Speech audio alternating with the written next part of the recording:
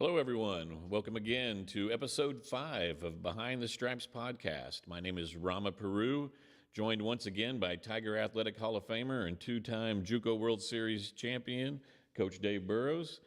And we've got a special guest today, Holly Harper, Executive Vice President of Finance and Administration at Cowley College. Holly has over 2 decades of experience in accounting and more than 15 years in executive-level leadership. She's a proud alumnus of Cowley College and holds an Associate of Arts from Cowley, a BBA from Southeastern Oklahoma State University, and an MBA from Texas A&M University Commerce. She's a certified public accountant, licensed by the Kansas Board of Accountancy, and has worked at Cowley since 2018. Holly, it's a pleasure to have you with us today. Thanks, guys. I'm glad to be here. Well, we're happy to have you here today because I know you obviously through working at Cowley, but it'll be nice for myself and Dave and everyone listening today to know more about you, Holly. So tell us, we'll start off at the beginning of things. Kind of where were you born and raised? Here in Ark City. Okay. Born and raised, hometown girl. Love this town. Glad I'm still here. Spent a little bit of time away when I was at college. You mentioned that. Southeastern Oklahoma State and Texas A&M, and came back and have been here ever since. Terrific. What was a young Holly Harper like? What was, growing up, what were some of the things you were involved in? Was a busy kid, nerdy kid, if that surprises anybody. You did say CPA. We're kind of boring people at times. Played sports, tennis, soccer, started playing violin and piano in 5th grade and played those all the way through. Still play piano. Kudos to Steve Butler. I don't know if he listens or not, but he should. He gave me lessons a couple years back. As an adult, I went back and said I can learn a little bit more. So that was humbling, to say the least. If you play anything in front of Steve Butler, he's amazing, Mr. Piano Man himself. But I read a lot. I grew up in a household of teachers, so I was at the school a lot, even during the summers. So nerdy me asked my grandmother to make me more homework. Math problems, spelling tests, all those fun things. Love to learn. Another reason why I'm glad to be back here at Cowley. But I have 2 siblings. They're both older than me. I'm the baby, if that surprises anybody, by the way I act. But I love Ark City. It's been my hometown, and I've been able to work in various capacities here in the area, and was glad to raise my kids here too. Terrific. What was it about? I mean, a lot of times kids that are here in Ark City, we hope they come to Cowley. Sometimes they want to fly the coop a little bit. What was it that led you to want to come to Cowley? Well, I was in that boat, and I think most of us that grew up here are like, oh, I don't want to go to Cali. It's just like high school, right? I think we've heard that a lot, and I felt the same way, but I'll be honest, the dual credit that I was able to take while I was in high school, and we actually did that in the high school when I was there, and you kind of mentioned how many decades of experience I have, so I think people can probably do the math, but we were able to take, I think we had the option of about 5 classes back then, and so I'd already on the path with Cowley. And so why not go ahead and finish it up? I had a semester and a half to finish up, or actually 2 semesters, pardon me. And so I finished here, and grateful I did. I worked with Bev Grunder in accounting. Loved her. She did a great job in that program, and had a passion for accounting from a young age. Don't ask me why. I like numbers. I'm a nerd. There are some CPAs in our family, but and actually I need a shout out to Carolyn Burroughs. She is one of the main reasons that I'm an accountant, and I say that every chance I get. And I think Darcy Sampson, who's our director of accounting here, would say the same thing.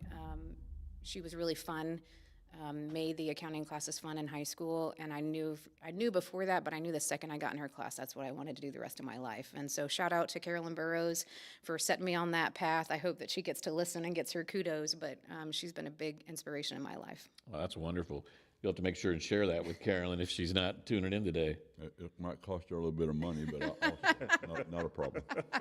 What do you remember most about your time as a student at Cowley? I mean, I know obviously the academic side of things, but did you enjoy your time when you were here at the school? Sure. So we were part of the competition on the business side, which we called Phi Beta Lambda back then. I think they call it DECA now. So we got to go compete at the different places. We actually got to go to nationals, and it was fun. So I spent some of the time. I did have some of my classmates from high school that were in our class. I'm the only one out of all of us that actually ended up being an accountant, but we got to meet new people. We got to stretch ourselves a little bit. Got to go see other things. I think we were in Dallas when we went to nationals, and just enjoying some time still in my hometown and having some security of that, but also being able to experience it as an an adult. I worked at the Wellness Center, actually, and shout out to Carolyn one more time. I almost forgot this. She's the reason I had a job at the Wellness Center, and I actually had that job before I was a Cowley student. So I worked in the summer with Gina McCown in the Wellness Center, and I did that the whole time I was here at Cowley through a work-study program. And so I actually do have a little bit more of a history here at Cowley, so I got to experience the baseball team when they still worked out in the other side on the weight room before we changed that over here at Cowley. Terrific. Coach? Long time ago. I do have a question. It says Southeastern. Durant, Oklahoma, and Ark City are not even in the same sentence. So what took you to Durant? Durant. Thank you for saying it correctly, because that's how they say it. I'm a born and bred Okie. Yeah. I mean, I was raised in. I got dual citizenship. I lived in both, so I can talk, Kansan, or I can talk Okie. And Durant is Durant. So is it Kevin Durant? I'm sorry, I've been I calling don't know about that. I don't know about that. That's no Durant, no Oklahoma. Durant. Thank you guys Yeah. for When I letting me know started that. coaching, we went to Southeastern and played in some tournaments in the fall and some JUCO stuff. So been to Durant a couple different times. I do have a joke about that. I have no other jokes in my whole life, but my grandfather is an Okie. My boys are too as well. He says, he was born in Oklahoma, came to Kansas, and when he left Oklahoma, he raised the IQ in both states. Well, Only one I got. That's it. That's the joke of the day, folks. yeah, Here we are. yeah, I'm in that same boat. I was born in Oklahoma and came to Kansas too at about 29, 30 years old. So I can't say I did that for either state. So, Well, I hope that he listens too, and he gets a kick but out of why it. Durant? I mean, why Durant? What got you all the way to Durant? So I actually was offered an internship as an accountant at Sundowner Trailers, which, if you know anything about horse trailer companies, they call themselves the Cadillac of horse trailers. We're talking $200,000 horse trailers that they live in and pull, and these are pretty horses. And There are a few cowboys in Durant, Oklahoma. there are a Southeast few. Oklahoma, yeah. Blake Shelton's down there, got his little ranch down there. Reba McIntyre. Yeah. So I actually knew the controller that was down there, and he offered me an internship. He said, "Hey, why don't you come work for me? Why don't you go to college at Southeastern, finish your degree? We'll see where it goes from there." And so I had a wonderful opportunity to go and intern and actually learn accounting while I was learning it and actually do the job. And started off filing papers, like everybody else does. You got to start somewhere. And then quickly they gave me accounts payable for what they called their superstores. So they had 5 superstores throughout the United States, and then quickly became the accountant for those 5 superstores. So I actually had to travel quite a bit over the United States to those different superstores every quarter and do inventory and make sure everything was where it was supposed to be. So I had a lot of experience in a little bit of time. In the 4 years that I was down there, worked with the big audit firms that was probably the scariest thing I had as an accountant was my first audit. Now I don't think twice about an audit. You just always prepare yourself for those kind of things, but it was a great experience. I loved being down there. It's about the same size people-wise as Ark City, but it has a 4-year university, and of course you're close to Texas line, so we were just a few miles from the Texas line down there, and that's why I ended up doing Texas A&M for my master's. Also have a nice lake down at Durant, Oklahoma called Lake Texoma. That's a really nice That's lake right. too. That's right. It's beautiful. And so I stayed down there. I actually had both of my children down there. And then an opportunity came back for me to come to Ark City at the hospital as a staff accountant. So that's how I ended up back in Ark City. Terrific. Well, you mentioned a couple children. Tell us a little bit about your 2 children then. I have 2 boys, Gabe and Noah. Gabe's 21 and Noah's 19. Gabe just moved to Oklahoma City. He and his fiance are finishing up college there. He's doing a business degree. He said, "I just want to be like you, Mom. I want to boss people around." I thought, "Oh, son, there's so much more to it than that." But okay, he'll do like a finance business degree.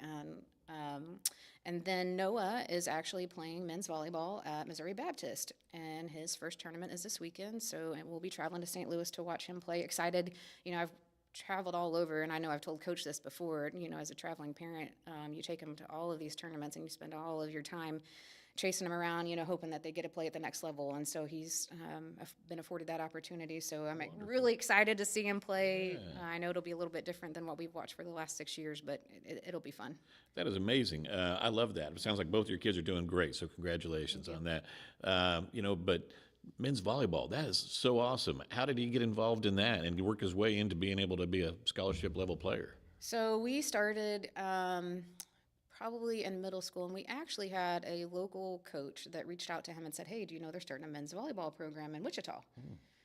So he managed the girls here in town just to still play, and he just wanted to, be a part of it. And so one of the coaches reached out, and we went up to the YMCA up in Wichita. He tried out. It was a small little, team of lanky kids that, and if you asked Noah, I don't know exactly what he'd tell you, but it'd probably be more like, I don't want to play anything my brother plays. I want to play my own sport. So Gabe played football and basketball and ran track. So Noah didn't want to do any of those things. He tried those things and didn't want to do what his brother was doing. So he picked his own sport. And so we traveled 3 nights a week to Wichita, which I know I'm not the only parent listening that does that. And then we, of course, went to all the tournaments all over the United States. But it was a ton of fun. And so then, of course, you get seen when you're out at those tournaments. And he's actually playing with a couple of teammates and some kids he met on the road. So they live in a little apartment. It makes this mama's heart sick sometimes because I'm like, my baby's out there in an apartment with these kids.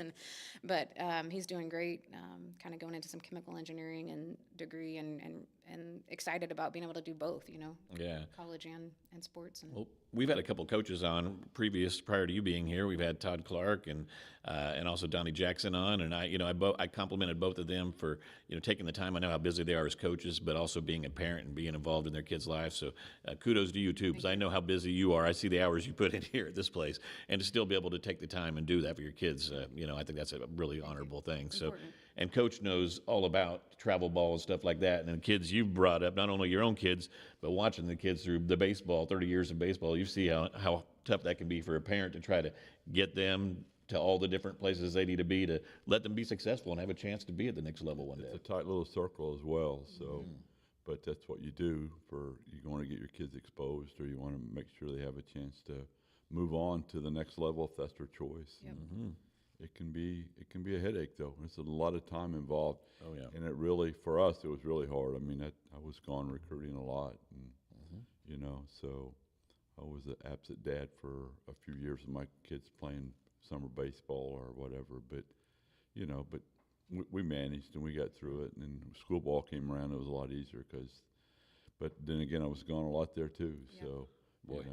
The demands of a coach, and it's amazing all the places you're pulled to. It's about a 25-hour-a-day job. Other than that, it's not that bad. It's pretty easy. And a parent to many, right? Yeah. Because you're a parent when you're a coach. Yeah. Well, you mentioned coming back to Arc City to work at the hospital, and then you came from the hospital to here to Cowley. How did that all come about then, and what made you make the decision to want to come back to Cowley? So I want to say in 2007, I came back to Arc City as staff accountant at the hospital, and then the CFO opportunity opened there, and so I was there for almost 12 years, and it got a little rough out at the hospital, and of course financially for any healthcare entity that's small and rural, it's tough right now. We see that when we go and get scripts or when we're trying to pay our health insurance premiums. And Coach, you've probably experienced that on the other side. Cowley might be still helping, but it's expensive. Healthcare is expensive. And so an opportunity came open here for their director of accounting, and I made a call to some people I knew that were here, and I said, what do you think? I know this is different than what I'm doing, but I got to have a change. So my kids were busy, life was busy, and when you're at the hospital, you're on call 24/7. Oh, yeah. People don't realize that administrators are on call.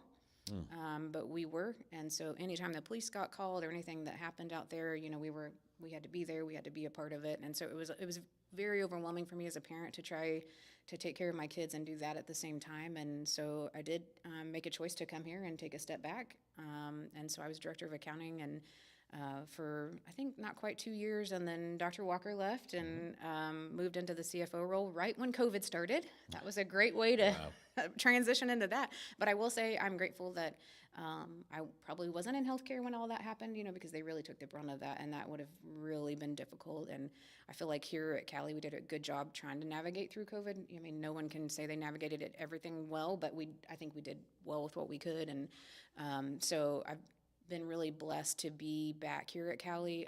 I talked a little bit about my parents and my grandparents, and both educators, and my aunt, who is a local art teacher. And so education's always been very important to me, learning and pushing people. And, a couple years ago, I was trying to figure out what my why was. Simon Sinek, I don't know if you guys are familiar with that, find your why. Yes. Or your spark, or whatever you want to call it. And it hit me one day. My why is to push people outside their comfort zones. And one way I can do that is helping them pursue their education. because, you know, no one can ever take that from you, and it's just valuable. And, you know, we have a coach here, you know, some students will never experience college if they don't have some athletic means to get there. Yeah, right. You know, it's why it's so important that we have programs and we see these kids, they have an opportunity that a lot of kids won't get. And if they get to make it to the next level, even more so. So it's been very dear to my heart, education. I love learning. I never turn that off. There are days I want to turn it off. I'm like, I don't want to learn today. I don't want to learn anything new. But I've been very blessed to grow up in a family that really pushed that for me. And so being a part of Cowley and watching us be able to give back to our community, serve our community, watch these kids, you know, the ones that come back and tell their stories.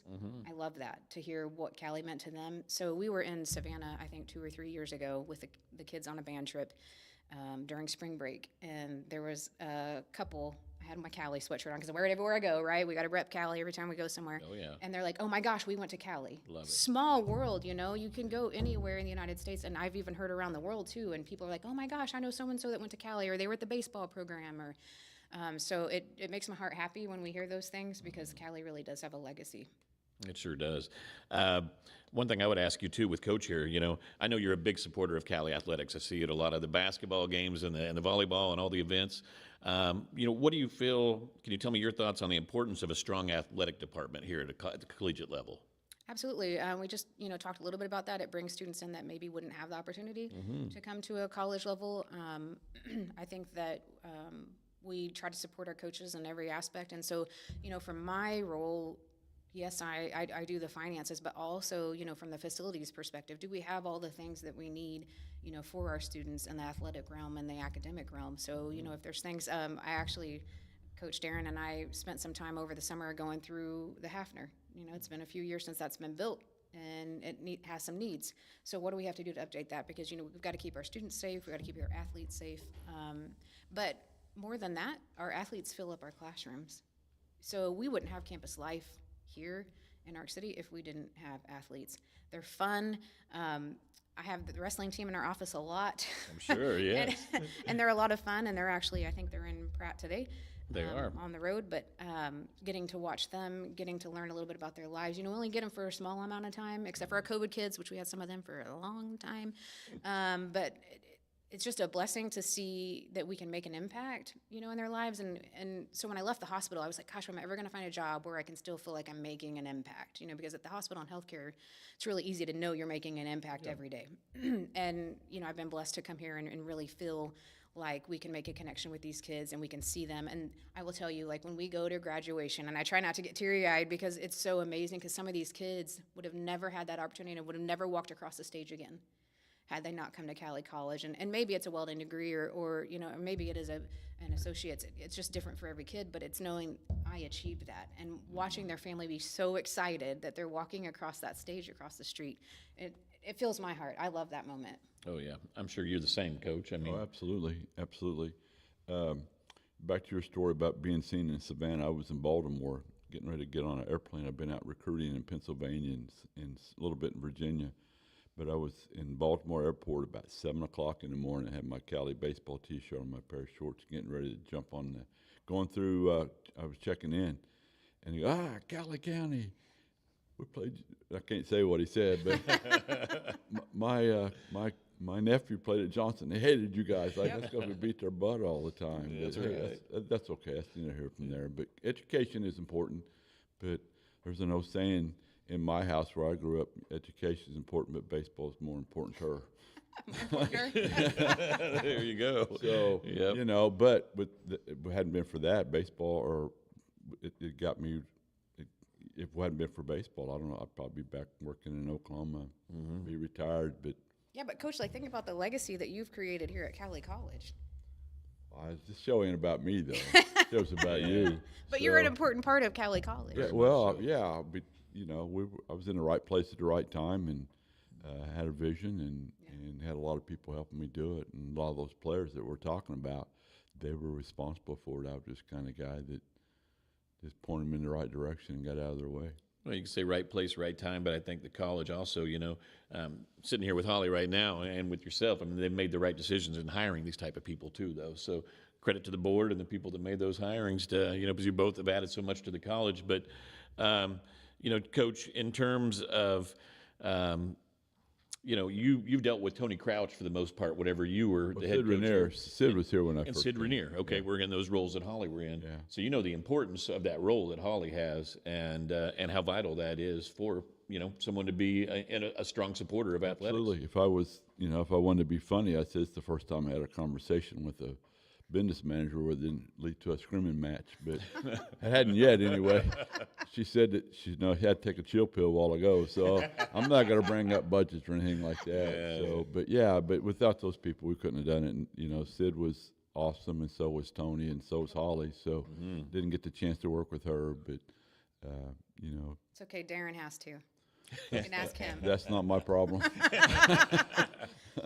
What's funny is Sid Rainier actually served as an interim CEO for us at the hospital for a short amount of time, Yes. a little stint for us after he had retired from here. So I was very familiar with Sid and his work here, and of course Tony and I corresponded back and forth. So, and then I worked under Dr. Walker for a while. So, but I'm grateful to be a part of that legacy as well. This college has been here for over 100 years, and hope to say that that they'll be over here for 200 years. It's a wonderful piece of what I think Arc City represents. And I remember I was in a meeting one day a couple years back, and I think this was right after COVID. I don't remember who said it, but they said, "Close your eyes and picture Arc City without Cowley College." Oh, yeah. And how can you, especially if you've been around here most of your life? This is the heartbeat of, I think, Arc City, and you can see that in the athletics when you go to the games, and there's just community members that want to watch and support, and it's a vital part to what we do here in the county. So I'm blessed to be here and blessed to be a part of the Burroughs legacy too.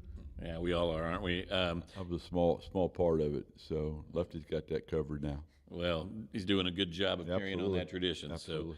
So, can you tell us just, let's get on to some of the fun side of things. Okay. What do you do when you do have some free time? I know you're chasing your kids around and doing things like that, but do you have any hobbies when you actually have some free time? I do, and so Noah left in August, so I'm just trying to figure out what life without kids looks like, right? Because it's different. So I really like puzzles. Probably Yeah. not surprising. My wife, too. Okay, Big puzzle.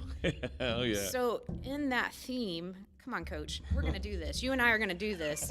We're gonna go to an escape room. I'll take a bet on that one. I think if we can get some of the listeners to vote on this, I think I can get you to an escape room, and I think we could probably get it to go live. It would be fun. So that's kind of been my new thing. We started going when the kids were, I don't know, like probably middle school, high school age, and I just love them. It's a great bonding time. Yeah, that's so awesome. And I get to giggle in. My kids can tell you it's like when we played paintball or laser tag. I think it's funny, and I laugh the whole time. And they're like, "Mom, that defeats the purpose. Everybody hears you." And I'm like, "I'm just having a great time. I'm living my best life." Right. So we do, every time I get to visit with my kids, we go find an escape room somewhere. Excellent. So I love puzzles. I love word puzzles, puzzles, the number puzzles, all of those things, anything to challenge my mind. But the escape rooms are a blast. So that's probably my favorite thing. Love to read. Don't have a lot of time to do that anymore because I'm on the road a lot. But it's been a blessing. And I will say, I'm going to get on my soapbox for just a second. Yeah, please do. So a couple years ago, I was asked to be a board member on Community College Business Officers, which we call CCBO. It's a national organization just for community colleges. So there's a national one for colleges and universities, which is NJCAA, and then it has regionals, and then we have the one for community colleges. And they had reached out to me, and I said, sure, I'd love to be a part of that. And so last fall, we were in Frisco, and I got to speak on a national level about the importance of community colleges to the NJCAA president. Excellent. And I was really excited about it. It was a fireside chat, and I felt like, we don't, as community colleges, have a lot of opportunities to speak about what we do. Yes, it's on a smaller scale to the colleges and universities, but I think we're so important to the workforce, for one, yes. but also those communities that we're in. And so I got to spend about an hour with her really talking about what we do here at Cowley College and how we support not only our community, but also our state. And watching tech ed grow and knowing that we're pumping out quite a bit of workers in that industry and how important that is, and, spending some dollars there. But I've been really excited. I'm not usually a public speaker, and that's not really my thing, but I felt like, this is my opportunity to really speak and vouch for what community colleges do, because all of us in this room right now, benefit from Cowley College and from a community college, even if we didn't go here as a student. We're all benefiting from that. We employ over 200 people, and that's 200 families that we touch, and that's very important to the small community too. So I'll get off my soapbox. But, No, but it's been I do have a big part. question. If we could backpedal just a second, you're talking about you like to read fiction or nonfiction? Nonfiction. I'm not a fiction person. Like if it's not Really? factual, I don't want to read it. Really? So Yeah. like John Grisham is not. I did way back in the day. Dabble a little and bit then in I that. got really serious about life and self-help and, all of those things. And so all of my reads are probably pretty boring for most people. You can ask the librarians. They check me out books all the fiction time. and nonfiction reading. Yeah, I'd say you're pretty boring. Now yeah. I am a Harry Potter fan. Oh well. Oh my gosh, you and my wife are getting more and more alike. This puzzles, the Harry Potter stuff. Oh my gosh, she calls herself an old lady, but she just It's okay. all weekend when it was cold, she just wanted, and her birthday's coming up, and all she wants is all these puzzle stuff. See, easy peasy. It's it is. easy for you. It's great. I love it. It's just Harry Yeah. Potter and puzzles, and I'm good. So You guys got all a you need. connection already, don't we you? do. I know. You're It's a gonna have to hang natural out with Hannah connection for sure. So, and then music interests. If Mm-hmm. you're just at home wanting to put on some music and just hang out, what kind of music do you listen to? I'm very eclectic. I like all of it. So my aunt, Denny Sweet, who's the local art teacher, some of you guys probably know her. She was in USD 470 for, I think, almost 30 years.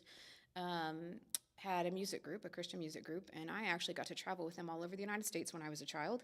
That's great. Yeah, I had no so- idea. Yes, so I got to experience a lot with her. So they sing a cappella Christian music, so that's always probably what I would always lean to. I always enjoy that. But I like everything. I play the piano, played violin.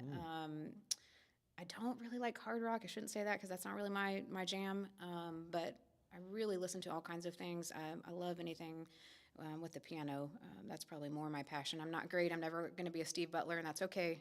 I'm on the other side of the brain, and I'm completely fine with that. Yeah, but, not many Are people you a are though. Billy Joel, Elton John type fan at all, or not with the pianos, or no, not really, huh? Okay. No, not them. Some but more classical yes, stuff. cla- Yeah, I Classical. was going to connect the dots. We got puzzles, and so boring. classical's got to be the next thing. Well, you start playing that when you play the violin, And right? there's some of it I like, especially when it comes time to take a nap. I mean, Well, sure. Puts you right, Right to into the sleep. elevator, it's all right. Absolutely, So- heck But yeah. have you heard an orchestra or band play "Zombie" by the Cranberries? I don't think I have, and I would like that. It's I pretty love that good. song, so You'll that have would to be look it cool. up. It's That'd be awesome. pretty interesting. We can be fun. Yeah, well, you say that it's boring and everything in your office. I don't know. When I go in there, it seems like there's a lot of laughs. So I mean, I like your office. Seems like a lot of you enjoy the people you work with over there. With you got a good do. department there. I think. You have to have a little bit of fun. So, we have HR in our office, we have payroll, we have myself, and then transportation. So there's a lot of activity in our office, and if you don't laugh, you're going to cry. And it's for women, so that could happen. So we try to entertain each other. But and one day we were in there, and for some reason we were challenging each other, and we did a leg wrestle contest. And you never know when the prez walks in. You're like, just a minute, Yeah, I don't get know. off the floor. Tracy Circle with having with the family of wrestling. I'd be worried getting into a leg lock with her. Yeah, idea for a that's where it fundraiser, started. isn't it? I'm going to throw her under the bus. Raise a little money that way. That's a pay-per-view right there if I ever heard of one. See, we could have some fun. Yeah. But, in all of the work that we do, you still have to laugh. You still have to enjoy what you do, and you have to enjoy the time that you spend with people. And you guys know sometimes things here are tough. We work in a government entity, and sometimes the state throws things at us, and it's very frustrating, especially in my office with budget cuts. And, I was called the hatchet lady when I first got here, and I thought, that's just okay. I mean, I'm just doing what I have to do. It's budgets. And so it can be tough, but I want our team to enjoy working here. I want them to realize that Cowley is a great place to work. They have great benefits. We have great time off. It's really family-oriented. When we talk about Cowley family, we mean it.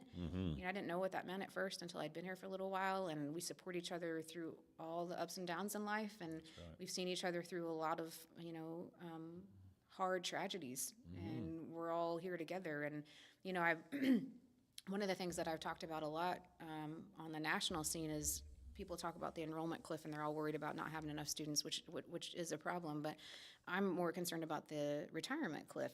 We just watched several retirements, and we've got more Yeah, coming. sure and do. What does that look like for Cowley? So what is this next group of people? Like, how are we growing them, and what does that look like? As we watch this future unfold for Cowley College, and we have a lot of knowledge walking out the door. And when I talk to those people that are getting ready to walk out the door, the one thing that I always say to them is like, please make your last couple months at Cowley the best you've ever had.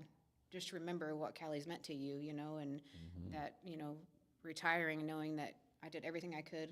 I met so many people. I touched so many lives, and I want that to be my story. Yeah. You know, when it's my turn, I got a long ways to go. But I think that's what people are going to remember you at too. Your last 3 or 4 months at the college, or your last 3 or 4 years, that's the impression you can walk out of this building with. I think. yeah, and it's a great place. It really is. Yeah, and we absolutely. talk about bleeding, you know, black and orange, and absolutely 100% because we love what we do here. Yeah. You In know, our that's why art we do department, we spend more time with our coaches than we do our own families sometimes, and right. especially our players talk about that family thing, and it's real. It is. And you enjoy their highs and you suffer with them in their lows, and they do the same with you, though. You know, so it is. It's a family environment. It's a family atmosphere, and it's a great place. I was fortunate to be here for a long time, and got to work with a lot of really good people. You being from Mark City, is that another reason why you're so civic-minded? I mean, you're very civic-oriented and help do things for the community. So I see you out there in different organizations and things like you've already mentioned. But what made you want to try to give back, you know, to the community like you do? I think it's important. You know, I was raised that way as well. Do as much as you can, and so our family was very active with the church, and so most of the church activities were at our home. You know, so we had people in and out all the time, and so I'll actually reference an old movie that most people probably won't know. My kids were little, and it was called Robots. Oh, yeah, sure. I took my son to that. Yes, yeah. I love it, but a lot of people are like, I've never heard of it. And he said, see a need, fill a need. And I'll never forget that line. I think Robin Williams said it. Yes. But I feel very true to that if we see something that needs to be done, we just go do it. You know, we go take care of whatever that looks like. And we have a lot of people here in this organization that do that, you know, and don't ever want any kudos or shout out for that, but they just want to go and help people. And we had, a couple years ago, we had a grant come from the state for student pantry. And the girls say that I voluntold them, which I probably did, Peyton and Lily, and but I need to give them a big shout out because they took that upon themselves to really build what we have now that supports our students. And we had a need, we just didn't know exactly what that looked like, and COVID really illuminated some of that for us. And so I'm so grateful that we have people. You know, sometimes I'm just the avenue to get things going, and I can help push things, and then we have all these people that are like jumping on and saying, I got it, you know, like you get me the funds or whatever you need, and I'll go make it happen. And so I just think it's so important that we support the community that we're in. You know, of course, you know, I was raised here and spent most of my life here. I want it to thrive. I want, you know, my kids probably, maybe they'll come back. I don't know. Maybe they won't. But, you know, I want these families that do come here to enjoy everything that we have. And, you know, when we helped with the walking path and some of the things here in town that, you know, are enriching the lives of the people that are here. I mean, we want to be a part of that. And we want Cowley to be a great partner in that moving forward, too. So, you know, how can we support each other? How do we grow and strengthen our partnerships with the local district and the other districts that we work around? So I've spent a lot of time in Wellington and getting to know those people and trying to strengthen our relationships there and really build up that campus. And that's been very close to my heart too. So, you know, we've got to go and be with those people and understand the needs. Oh, yeah. Well, Holly, I mean, like I say, I've enjoyed getting to work with you over the past 7-8 years, but this has been great for myself and hopefully the people out there listening, you know, to be able to get to know more about you. So, Coach, do you have any other questions? No, I'm good. I'm good. I do like the quote that she said, though, because I have a favorite one, too, and it's from Neil Young. I don't know if you know who Neil Young is. Love Neil Young, one of my favorites. Yeah, it's hey, hey, goodbye song, whatever. I'd rather burn out than fade away. Fade away. That's right. And that's kind of how I felt like when it was time for me to retire. I'm going to go like crazy till I burn out. I don't want to be that person that fades away. Right. Yeah. Well, Holly, we've really enjoyed you being our guest today, and we know you're busy and got other things to do, so we'll let you get at it while we wrap up the segment. But thank you so much for joining us. Appreciate you guys. Thank you so much. Yeah, I appreciate you. And one last thing, I just want to say my grandmother was a public accountant, and she worked till she was 88 years old, passed away a couple years ago. My stepdad is also an accountant, and so I've been around a lot of accountants. Bless your heart. And I know how hard they work, and it's kind of a thankless job, but you know, I know all you do for the college and how much you do bleed black and orange, so thank you. Thank you. Appreciate you guys. Thanks Thank for you so coming much. on. All right, guys. Well, we appreciate Holly Harper being our 5th guest, if you can believe that already, Coach, on the Behind the Stripes podcast. So we just keep getting a good one each week, don't we? Absolutely, get a little better every week. Yeah, well, we got to keep upping our game, I guess. So what we'd like everybody to know about some of the upcoming events that are going on at Cowley College. We got a lot of fun things going on. Last night, there was some great basketball here in the gym. The Tiger men had a big win over number 15 ranked Dodge City, 91-81. Marcus Smith had 30 points, and that was a big win for the guys, Coach. They needed that one. They needed a home win, especially too. They needed to beat a good opponent at home, and they did. So hats off to those guys. Definitely, and Todd Clark had his team playing the number 3 ranked Dodge City Conquistadors last night, and heading into the fourth quarter, they were just down 1 point. And then Dodge City just had a shooting night to remember. They were 16 out of 36 from three-point range, just blistering the nets. Heck, the Lady Tigers hit 10 three-pointers, but 16 from Dodge City was just too much to overcome. They battled hard, but came up short at the Good end. ride. They were ranked 3rd in the country last night in the fourth quarter. Oh, that's what Todd Clark said afterwards when I talked to him. He said, I said, anything to say about the 16 made three-pointers? Was it more about them or on your leaving some guys open? And he said, that's just who they are. They make shots. I mean, they're that good. So today, as Holly mentioned, there's wrestling today. So the number 7 ranked Tiger wrestling team is going to be competing at a Pratt Tri-Duel. They'll take on Pratt and Fort Hays Tech at 4 p.m. And, Coach, we both have had an opportunity to see the Tigers duel here at home a few times in the last couple of weeks. And, man, they're looking pretty good right now. Yeah, they got an entertaining squad for sure. They do. They got a chance to make some hay. Justice Circle's done a really good job getting those kids here to Cowley and just really working with them and getting the best out of those guys. Also, coming up, we got our nationally ranked Tiger indoor track and field teams. They actually opened the season at the Rust Buster, I believe it was called, on January 16th. And now they're going to be competing at Washburn on Friday and Saturday in Topeka. Also coming up, the nationally ranked Tiger tennis teams, they're going to open up their season as well at Washburn on Sunday at noon. So, and then outside of athletics, coming up next Wednesday will be the Humanities and Communications Day. That's Wednesday, February 4th from 9 to 2 in the Right Room. And, Coach, unless you have the joke of the day, I'll try to come up with something here. I can't equal what you do, so you just jump right on in again. Well, I mean, it's not really a joke. I just saw this on the way in, though. I saw there was a sign, and it said, 2 legless birds for sale. No purchase necessary. Can you believe that? Yeah, after the day, sure. All right, so that's your bad joke of the day, guys. If you didn't get it, it's they have no legs, so there's no purchase needed. All right, so all right. I'm still stuck on puzzles. Yeah, I know. Yeah, the puzzle. I'm getting kind of worried. Yeah, Holly and my wife, they're gonna become best friends. I couldn't get off of it. It was in my brain ever since she said puzzles. So okay. Well, everyone, we appreciate you joining us. Like I say, it's hard to believe this is already episode 5. We'll be back again next Tuesday with episode 6, Behind the Stripes podcast. And hopefully each week, we keep gaining more and more traction on this, and we're really enjoying doing it. So had a good time today. Definitely appreciate you, Coach Burroughs, once again. Appreciate Chris Ripley doing all the work to bring this to you. So Rama, Peroo, Coach Burroughs, Chris Ripley, we wish you all a happy rest of your week, and we'll catch you next Tuesday on the Behind the Stripes podcast. Go Tigers. Go Tigers.